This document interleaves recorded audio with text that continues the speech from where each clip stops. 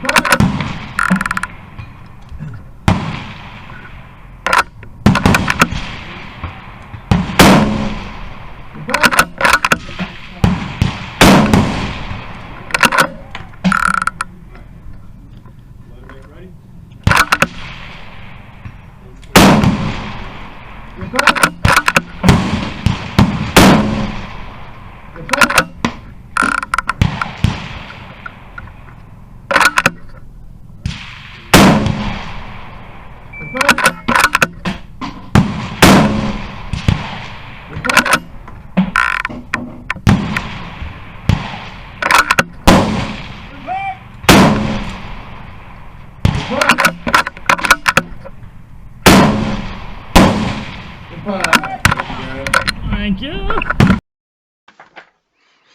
If you don't have a train wreck or horror bus story, you probably just haven't shot enough matches. So I think just about everyone I know has one of those disaster bus stages. Thankfully, this one, they had a little ledge, kind of almost like a 2x4, mounted right where the window is, so your bag basically sat on that. So I just used AG 1+1 bag that fit on there very nice and got probably as stable as you could hope for, given it still is a bus. I had to go second, so that's, some guys were toying with tripods, and some people did use them very successfully. And had the targets been a little smaller, I might have considered that, but they were generous enough that bag was just fine. I think I would probably do it that way again. Spotter ready? Shooter ready. Shooter ready. Stand by.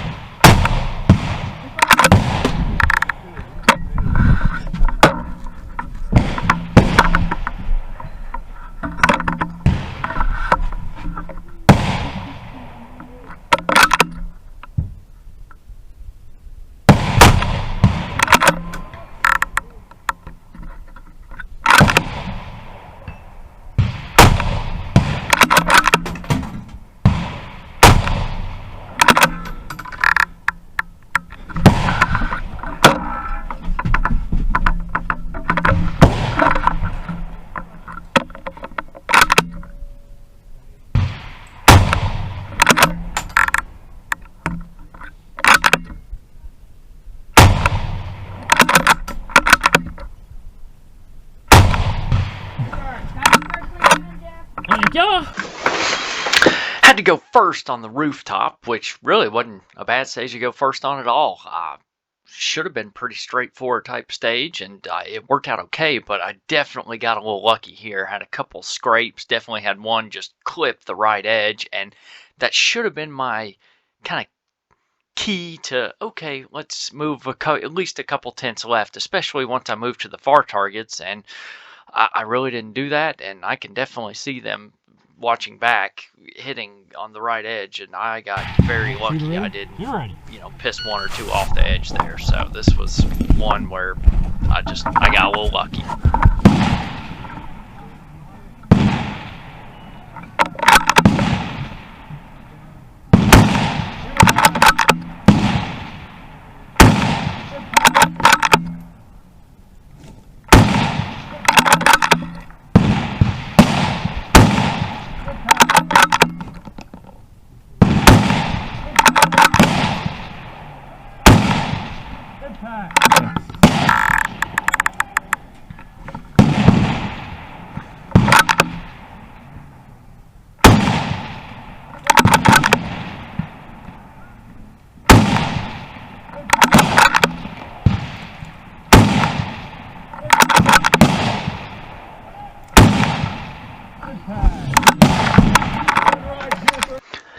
Being first on the rooftop meant I would be last here on the MPA barricade. This was, I'd say, the toughest stage of day one. Yeah, a lot of bad scores on this, and I sat there for 20 minutes watching 3s, 4s, and 5s, enough to where I was quite worried. It had my full attention. I opted to just use a schmedium. I had to take a decent amount of fill out of it to make sure it fit in those little holes. I kind of used the top parts and just went left to right and did my best to kind of get in and out quickly. I see Caruso here used a little plate bag with the tripod. I didn't have a plate bag skinny enough to fit in there. I would like to try that at some point, but schmedium worked pretty good. It was a little more stable almost than I thought it was going to be, but man, those targets are narrow, so you just got to make a really good trigger presses. I got a little worried after I missed the first one, but thankfully got it after that, and I was thrilled. I would have probably taken a 7 or for sure an 8, just not even shot the stage. So to get a 9, I will take that, and I was ready to run to the next stage.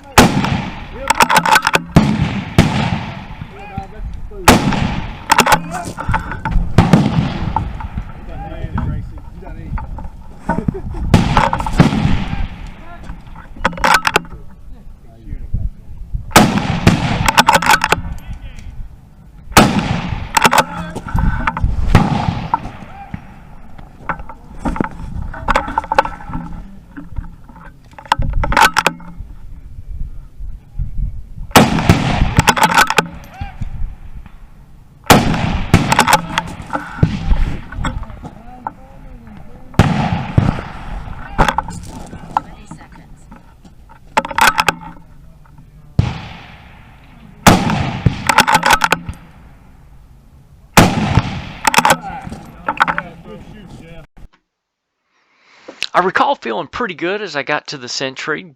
Always nice when you're shooting well and your rifle's pretty much doing exactly what you expect it to do. So I was surprised to watch a lot of guys really struggle on this. We had guys missing quite a few, with a lot of shooting the wrong targets too, and out of order, different distances.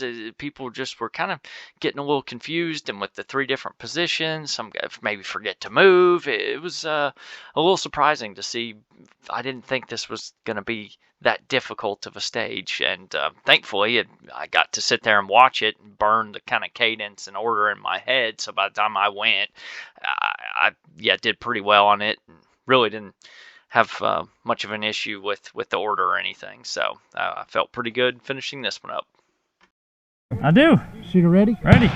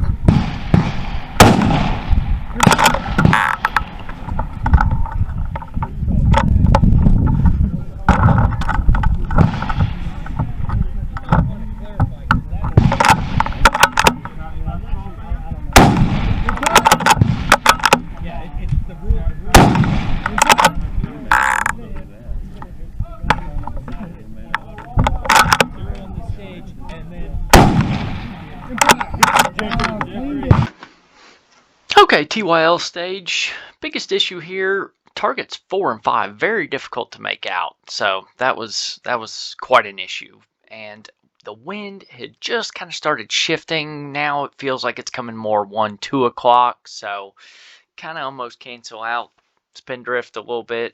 I think I was attempting to just shoot it straight up at this point and just try and watch and see from there, which was quite difficult once I got to 4 and 5 especially. Shooter ready. You're ready. Stand by.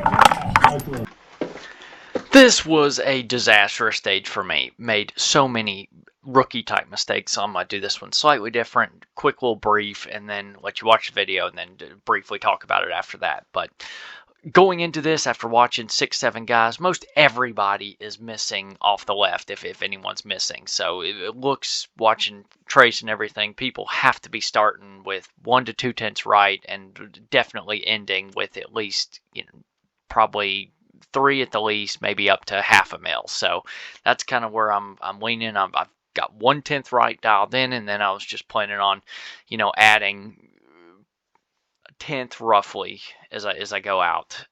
That was the plan. I do. You ready? Ready.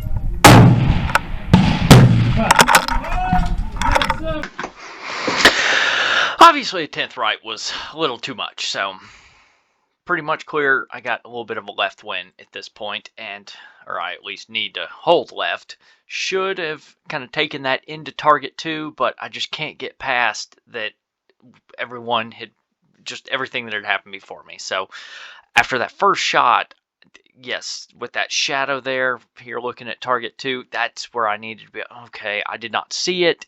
It probably hit right at the target in that shadow. Had it hit left, there's enough sunlight there. I think I probably would have seen that dirt. What does my dumb ass do? Let's just send the same shot because we're sitting there and it just doesn't really nothing makes sense. It seems like right then it's like, how could it be right? Yet that's where it is. Anyway, thankfully, after I send the second one, I'm really focusing on watching since I apparently wasn't the first time. See that one, make the corrections and get the rest of them. But boy, to send a shot, you know it doesn't work yet. You're gonna you send the same one. That's just where, the clock does some goofy things to you at times, and even some good shooters that have won some matches before can make some stupid mistakes. And next was the standard skill stage here with the 10-inch circle at 400. Barricade at Cool Acres, very solid wooden barricade, but wanted to try and put down a decent time. It was a pretty stacked field at this event, so I felt hopefully kind of sub 40, high 30s time would help out with any potential tiebreaker, and was able to pull that off. You're ready. Bye.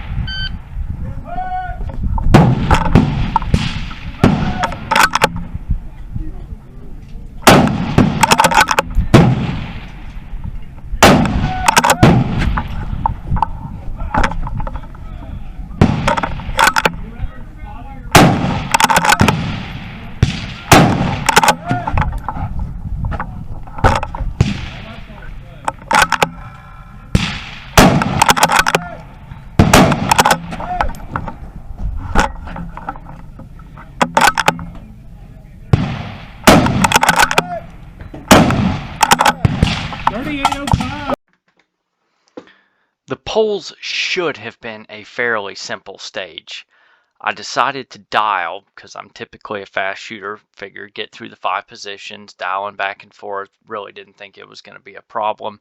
Unfortunately, this is where I make 2 horrific mental mistakes. These are the types of mistakes that actually cost you matches, so I figured this would be kind of a good learning lesson that can hopefully learn from this one. I know I definitely did, and I'm going to let you watch the stage, and then I'm going to kind of go over pretty much all the things that sort of led up to this that I think were kind of responsible and that definitely can play a role for these types of mistakes. So here we go. Shooter, understand the course of fire? I do. Ready?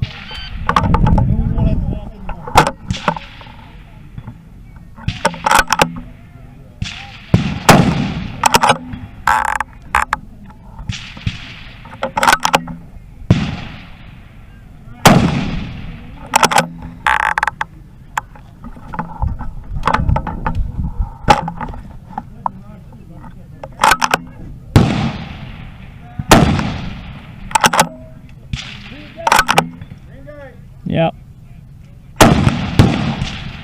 Damn it. My bad.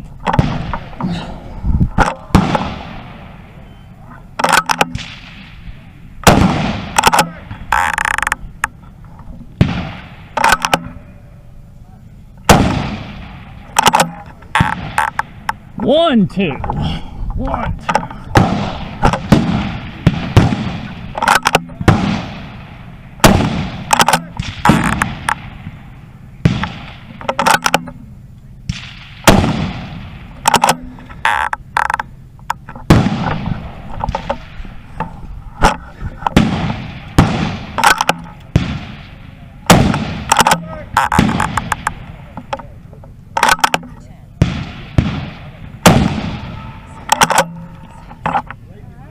What a dumbass. What a dummy. Okay, so obviously when I moved to pole number 2 for the second position, I dialed back to 2.2 instead of 1.2, so I'm going to be 1 mil high.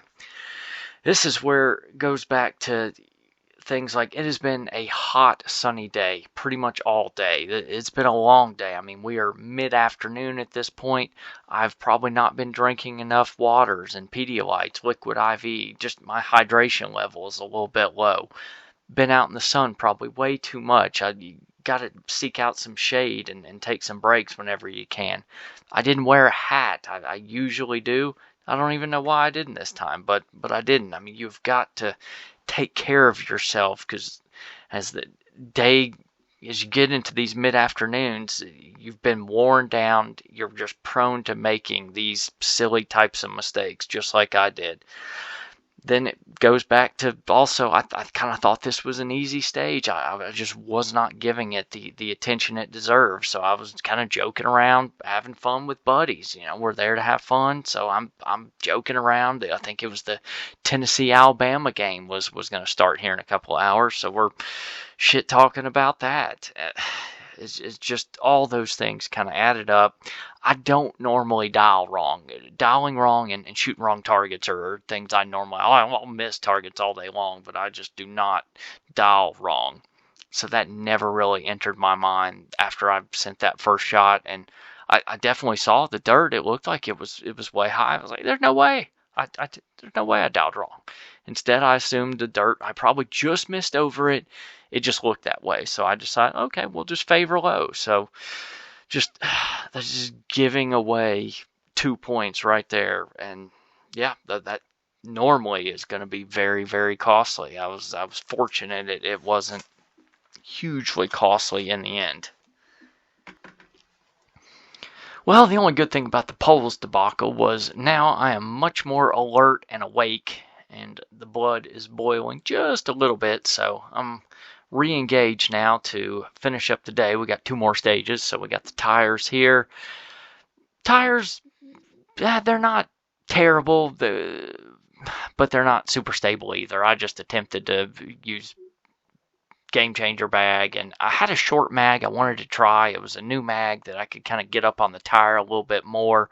It failed during the first one, so you'll be able to hear me fumble fucking around, and I'm definitely putting in a new mag. So once I get the new mag in, we're good to go after that. And yep, no problems here. Shooter ready. All right, stand by.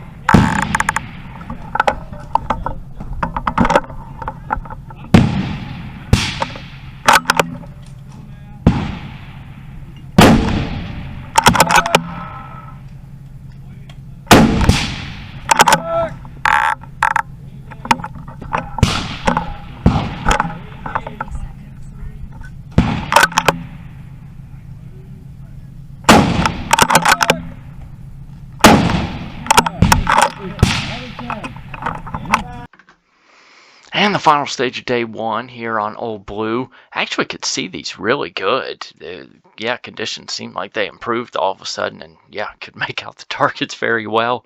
Mirage was moving pretty good from right to left, so I think I was starting with 2/10 right dialed in there and just try to watch it and see them. And I was looking good early on, and then I think I started kind of hitting where I was aiming, which was near the edge, and ended up pissing one right off the edge. But overall, not a horrible day 1. Definitely, you know, pissing away 3 shots is not good. So I can't say it was a great day 1 either, but just gotta brush it off and get ready for a great day 2. I do. Shooter, are you ready? Shooter ready. Stand by.